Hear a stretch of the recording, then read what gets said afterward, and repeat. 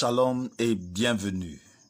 Il n'existe aucune autorité biblique pour changer le jour de repos et d'adoration du 7e jour au dimanche.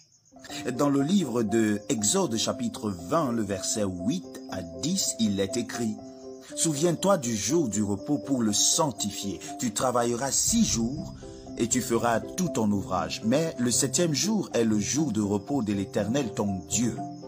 Tu ne feras aucun ouvrage. » Dieu a ordonné que le 7e jour soit observé comme jour de sabbat.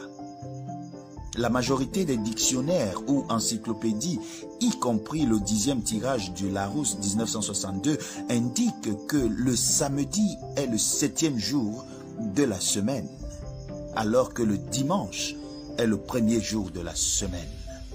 Comment le dimanche est-il devenu le premier jour de repos et d'adoration dans le monde entier? Écoutez, bien que le concept de repos ait largement disparu, la plupart des églises continuent d'organiser leurs offices le dimanche. Vous pouvez chercher dans toute la Bible, mais vous ne trouverez nulle part qu'elle autorise à changer le jour du repos. D'ailleurs, à ce sujet, le cardinal James Gibbons, éducateur catholique et archevêque à Baltimore, à la fin du 19e et au début du 20e siècle, ce dernier était très direct quant au changement. Je le cite. « Vous pourrez lire la Bible de la Genèse à l'Apocalypse et vous ne trouverez pas une seule ligne autorisant la sanctification du dimanche. Les Écritures imposent l'observance religieuse du samedi, un jour que nous ne sanctifions jamais. L'Église catholique enseigne à juste titre que notre Seigneur et ses apôtres inculquèrent certains devoirs religieux importants qui ne sont pas rapportés par les auteurs inspirés. Nous devons par conséquent conclure que les Écritures à elles seules ne peuvent pas être une règle de foi et un guide suffisant. » Waouh!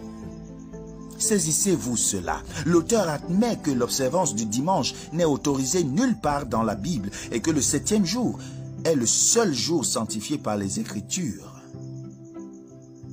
Le changement du sabbat au dimanche a été fait longtemps après la rédaction du Nouveau Testament. Aucune référence claire au dimanche en tant que jour du culte chrétien n'a pu être trouvée avant les récits de Barnabas et Justin. L'observance du dimanche comme principal jour d'adoration paraît se confirmer pendant le règne de l'empereur Hadrien qui persécuta cruellement les Juifs de l'Empire romain.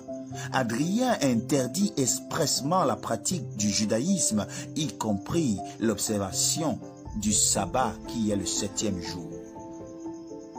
Et bien que la réforme protestante ait apporté certains changements doctrinaux et administratifs, l'observance du dimanche comme jour du repos et d'adoration s'est transmise de l'Église catholique aux dénominations protestantes qui ont suivi.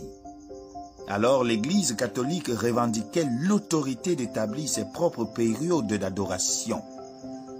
En effet, le cardinal Gibbons est correct en confirmant ci-dessus qu'il n'existe aucune autorité biblique pour changer le jour de repos et d'adoration du sabbat 7e jour au dimanche. Le sabbat est donc véritablement le jour du repos. Le sabbat hebdomadaire, loin d'être juste un jour de repos, c'est aussi un moment sacré pour Dieu. C'est un jour de repos et les chrétiens honorent Dieu en suivant son exemple de repos lors du 7e jour. De même que pour les fêtes divines, le repos du sabbat ne consiste pas simplement à s'abstenir, à vaquer à notre travail habituel, mais aussi à rechercher Dieu et à être présent dans sa sainte convocation. Oui, les jours de sabbat sont des saintes convocations, des assemblées sacrées que Dieu a commandées. Et aujourd'hui, nous avons des assemblées qui incluent des hymnes, des sermons et la fraternisation chrétienne.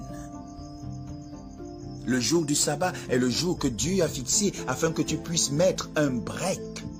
Ce jour n'est pas commun, il est un jour sanctifié et des bénédictions y sont attachées. Alors la question que je m'en vais te poser, toi qui m'écoutes aujourd'hui, pratiques-tu le véritable sabbat de l'Éternel? Ou alors t'es-tu laissé emporter par ceux qui ont décidé de changer les temps et la loi? Je voudrais que tu te souviennes de deux choses. La première, c'est que le Seigneur te demande de te souvenir. Souviens-toi du jour du repos pour le sanctifier. Il existe un jour, oui, un jour que Dieu a mis à part et qu'il a béni et dont il voudrait que tu viennes à sa sainte convocation. Ne te fatigue pas à travailler du matin au soir, à courir derrière les biens matériels de ce monde. Donne-toi un temps pour être avec ton Dieu. Et le jour choisi est le jour du repos qui est le sabbat, c'est-à-dire le samedi. Par ailleurs, retiens-le, en honorant Dieu dans son saint jour, ses bénédictions jamais ne seront loin de toi. Que Dieu te bénisse. Shalom.